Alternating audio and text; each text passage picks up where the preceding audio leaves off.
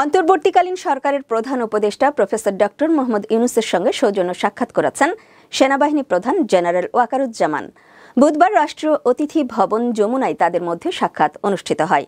গণমাধ্যমে পাঠানো এক সংবাদ বিজ্ঞপ্তিতে এ তথ্য জানিয়েছে আন্তঃবাহিনী জনসংযোগ পরিদপ্তর ISPR।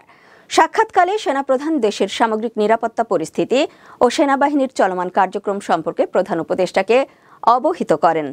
পাশাপাশি দেশের উন্নয়ন ও স্থিতিশীলতার জন্য সেনাবাহিনীর গৃহীত বিভিন্ন পদক্ষেপ নিয়েও আলোচনা করেন। আলোচনাকালে সেনাপ্রধান তার সাম্প্রতিক সেন্ট্রাল আফ্রিকান রিপাবলিক সফরের বিষয়ে প্রধান উপদেষ্টাকে অবহিত করেন।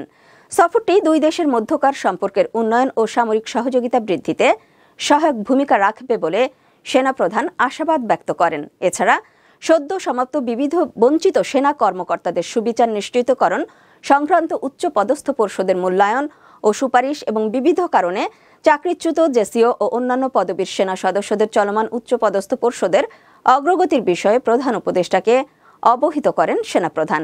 এছাড়াও জুলাই আগস্ট গণ অভ্যুত্থানে আহত ছাত্র জনতার চিকিৎসায় বাংলাদেশ সেনাবাহিনীর গৃহীত বিভিন্ন পদক্ষেপ সম্পর্কেও তাকে অবহিত করা হয়।